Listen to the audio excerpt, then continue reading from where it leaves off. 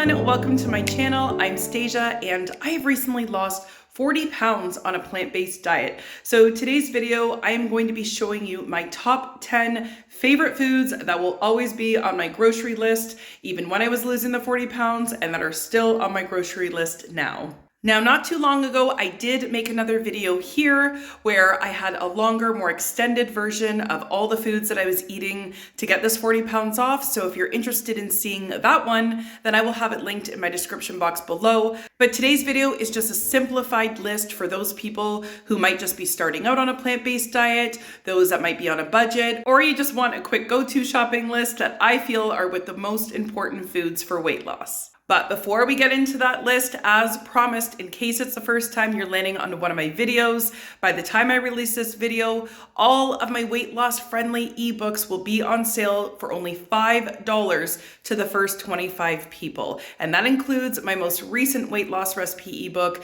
that basically is the blueprint to how I got this 40 pounds off. It includes no overt fats, breads, or pastas.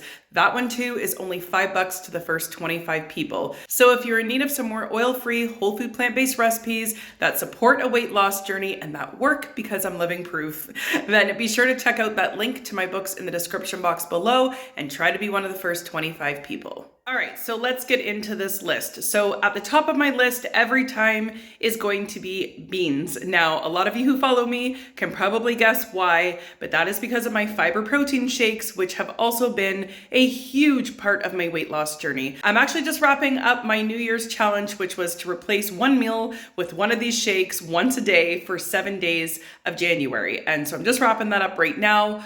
That's basically what I did to get the 40 pounds off. So I just thought that that would be a great way to kick off the year and to commit to doing that, because I cannot stress how much these shakes actually help to get the weight off because they keep you super full. So if you want to check out these shakes, I will also have a video linked in my description box below. It goes through all of the recipes that I've been using. I have 7 recipes for 7 days of the week. So all the recipes are in that video free on YouTube, or I have a whole chapter in that recent weight loss book that I was just talking about. And that also has 7 days of different recipes for those fiber protein shakes. So that is why I always have beans. And I've said it before on my channel, but in case it's your first time landing here, I prefer dry beans. You know, canned beans, they can be used too. I just love the way that dry beans turn out in my Instant Pot. They just turn out super soft and I just can't go back to using canned. The canned beans are fine all the same.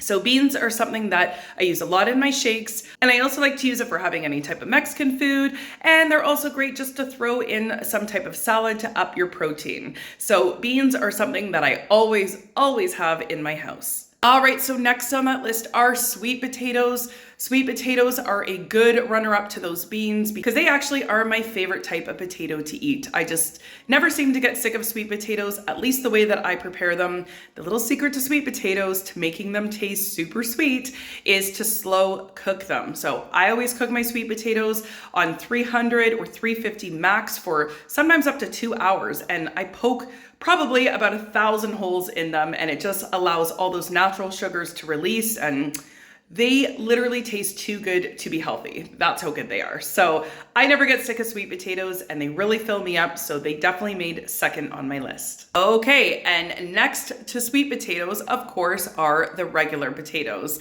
I am a huge fan of these. I like them almost as much as I like sweet potatoes, and they're just so much more versatile than even sweet potatoes. I love having my air fried French fries. I love having just an Instant Pot potato. They turn out super soft in the Instant Pot. That is one little hack that I find is just incredible when you're trying to eliminate all type of fats, or especially oils and butters, because when it's in the Instant Pot, it comes out just so fluffy and moist. I absolutely love them made that way. Arguably, it might be my favorite. I also like that both sweet potatoes and potatoes can be made in advance, and then they can be used within other recipes, or they can just be eaten as is. And I actually like eating sweet potatoes and potatoes even just cold. So they actually are really great to even travel with. If I'm going to be out of the house, I can just throw them in, a container and just eat them as they are. I don't even have to worry about heating them up. So that's just another reason I love them. All right, so oatmeal makes number 4 on my list. Now, I do want to mention oatmeal was something I wasn't eating a ton of when I first got the 40 pounds off. I would eat it occasionally, but it wasn't something I ate a whole lot of. Neither here nor there about it. There was no reason for it. I was just more on a potato kick as well as the beans. And then I had my rice bowls as well that I would have about once or twice a week. However, recently I have been swapping out those rice bowls and having oatmeal instead. Again, there's no rhyme or reason to it really. I think if there's any reason, it might just be because I'm getting tired of the rice. So I'm just, swapping it out for something different. So you will find oatmeal on my list now. And another thing about oatmeal is that you don't just have to have it for breakfast. Oatmeal is actually a fantastic meal to have at any time, breakfast, lunch, or dinner. And the reason why it's so good is because it's so fast and easy to make. So remember that next time you're really hungry and you don't really have food prepped. Oatmeal's a really great go-to meal, especially if you jazz it up with all your favorite toppings and whatnot.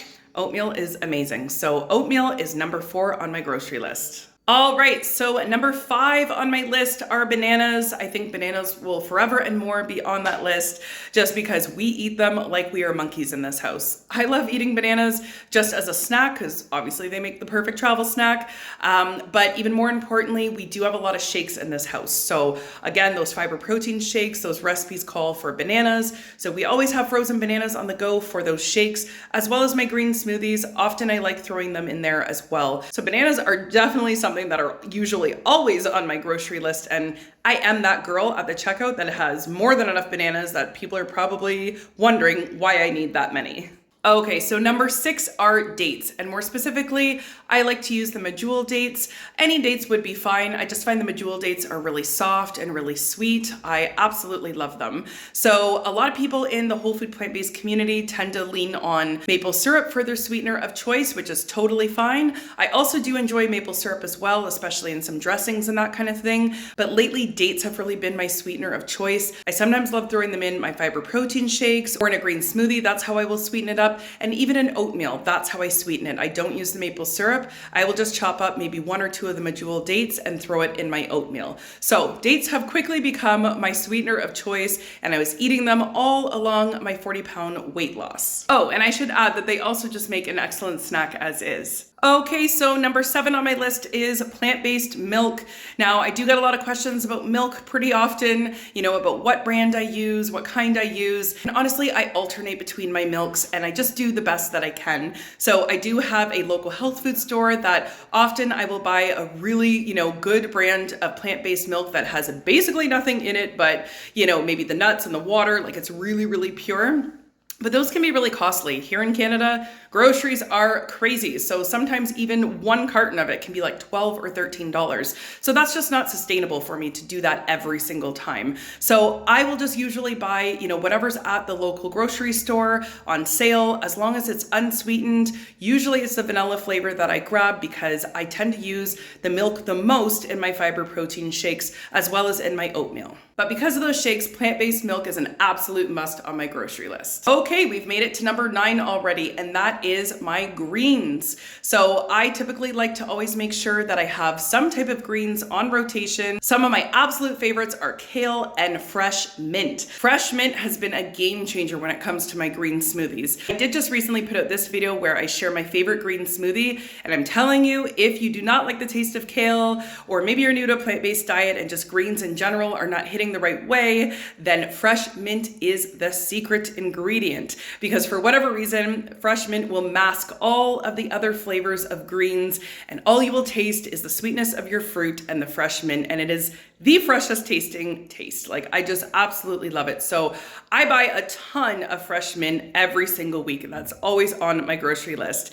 And then as far as greens, kale, spinach, romaine lettuce, I just kind of rotate my greens from week to week, buy what's on sale, buy what's organic when I can. But I definitely usually always have some type of greens on my grocery list or in my fridge. Okay, and lastly is frozen fruit. Where would I be without frozen fruit? First of all, it's just super convenient. Secondly, I don't use frozen fruit just for my green smoothies, which that's one reason I use it, but I also use frozen fruit as a snack. A lot of times I will actually just defrost a bowl of frozen fruit and, within 2 hours or so, it's ready to eat. And, sometimes it tastes just as good as fresh. I know fresh is usually best, But it's just a matter of convenience sometimes. I will do the same for my kids and they devour the bowls. So I go through a lot of frozen fruit for both my green smoothies as well as just eating it just the way it is. All right, everyone, so that was just a quick video. Again, if you're new to a plant-based diet and don't really know where to start in terms of what foods to be buying, this is the perfect list in my opinion, because you have your starches, you have your non-starchy veggies,